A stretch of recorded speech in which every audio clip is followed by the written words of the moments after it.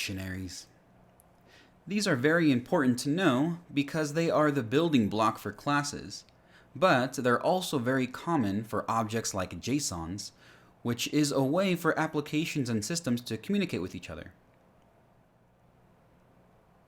Dictionaries are a special type of object because they consist of key value pairs and are defined using curly brackets.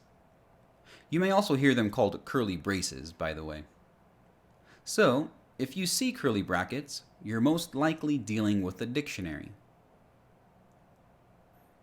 We call them dictionaries because actual dictionaries give you a word and its definition. You could think of the word as the key and its definition as the value.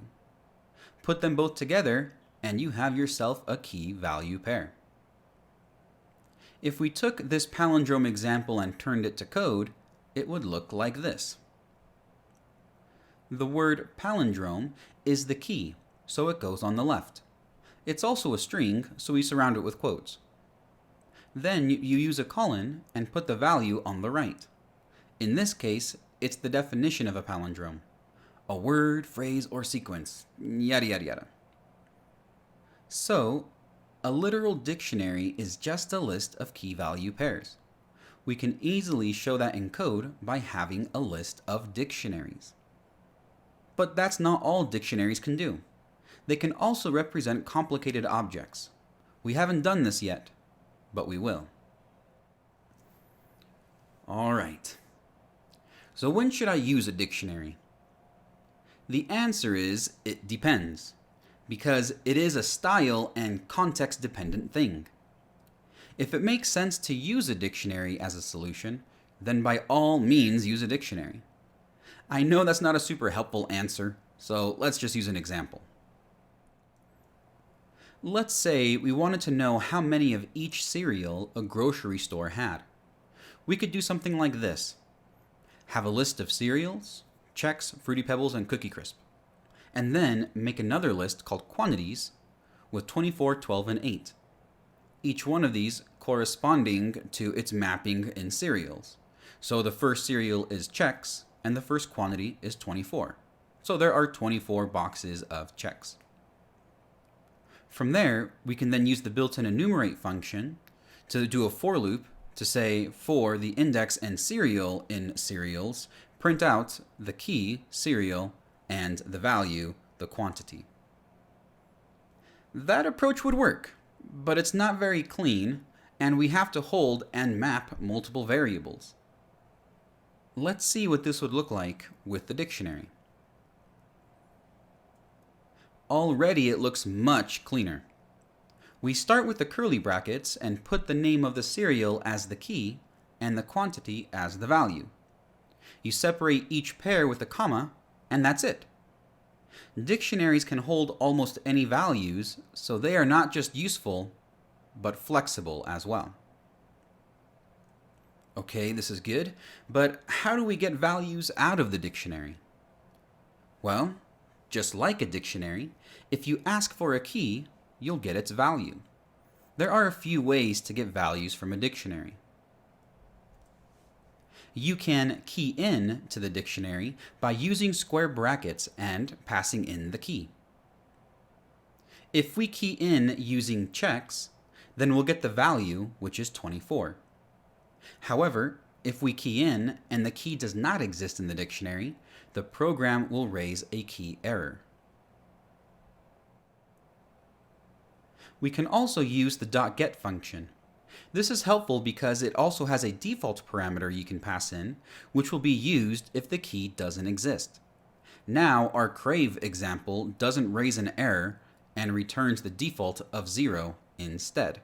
This makes a lot more sense, especially in our scenario when we're dealing with inventory. This is all great, but what if I wanted to iterate through the cereals in our inventory? You can loop through dictionaries, but you either loop through the keys, the values, or the key value pairs. For keys, you iterate using the .keys function, which returns a list of all keys in the dictionary. We have a simple numbers variable, holding the 1 and 2 key value pairs.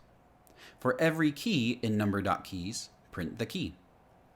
The keys are just the integer values of 1 and 2. So that's what we get back in our output. For values, you iterate using the .values function, which returns a list of all values in the dictionary. Using that same dictionary, for each value in number.values, print the value. This time in our output, we get the string of 1 and the string of 2. In code, key value pairs are called items. If you want to iterate through the items, you can use the .items function, which returns a list of items. For each item in numbers.items, print the item. Notice how the output is the combination of the key value pair. Next, let's cover the ability to add items or update items in a dictionary, especially since we're going to be getting new inventory soon. To start things off, we can initialize dictionaries using the curly braces or by using the built-in dict function, just like we've seen with the int and list functions so far. We can update using the key-in technique. We start by initializing a new dictionary and call it serials. Then we use square brackets and assign the key checks with the value of 10.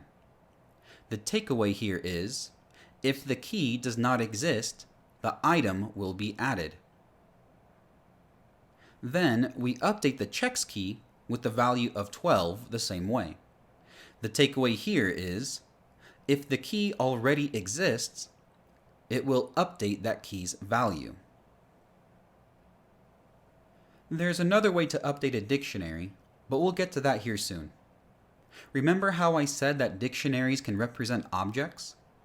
I'll show you what I mean by representing myself as a simple dictionary. I have a first name and a last name, so we can represent that in the dictionary. We can update my first and last name in a single command by using the .update function and passing in a dictionary of the values I want to update or add. And then, just like the key-in technique, the item is added if the key doesn't already exist. The advantage that .update has over just keying in is that you can add and or update as many values as you want. Keying in only allows you to update or add one thing at a time. Dictionaries are powerhouses in programming, and you will see them a lot. I guarantee it. In this challenge, I want you to represent two objects in the real world as a dictionary in code. The first object you need to represent is a vehicle. It could be a Tesla or a truck or anything else. The second thing you get to pick yourself. A dog, a ball, a sport, whatever you want, but each object needs to have at least 5 properties that you are using to describe it. To help you out, I'll describe myself as an object in code using 5 properties.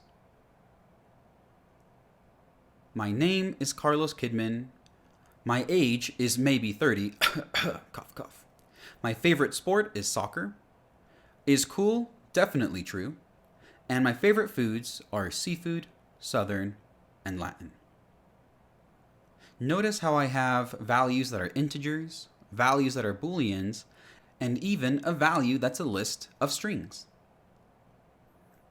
It's interesting to describe objects in the real world as code, but that's what we do every day as programmers. We describe objects, functions, features, flows, you name it, we represent those things in code.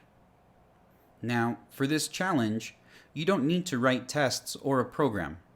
I would just create a challenge3.py module under Chapter 4 and put my dictionaries there. Once that's done, we'll move on to Challenge 4. In this challenge, you will be building another game as a program called Roll the Die. The objective of this game is to travel the entire game board of 20 spaces within 5 die rolls. So, you'll create a program that will roll the dice automatically and satisfies the objective and acceptance criteria. There won't be any user input for this challenge. Let's cover the rules. You're going to be rolling the die for the user. This is a randomly generated number between 1 and 6. Just think of it as a 6-sided die that you're rolling. Advance the user that many spaces on the game board. After each roll, tell the user which space they are on now and how many spaces they need to go to win. Repeat this 4 additional times for 5 rolls in total. So how do we win? Well, if the user gets to 20 before 5 rolls, just end the game. They won already. If they are greater than or less than 20 spaces, they lose. Remember, there are only 20 spaces on the board, so a message like, "You advanced to space 22" is a bug. The last piece I'll show you to help you out is some example output. Notice how for every roll we print out a message. So your output should look something like this. The challenge is complete once you get your pull request code reviewed, approved, and merged. I'm excited to see how you define your behaviors and write your tests. This is a great way to gauge your understanding of everything we've covered so far, especially since this is the first challenge that I'm not going to help you with at all until the code review. Next up, we will move into web automation, so it's important that you understand the fundamentals needed to complete this challenge. Good luck, and I will see you in the next chapter.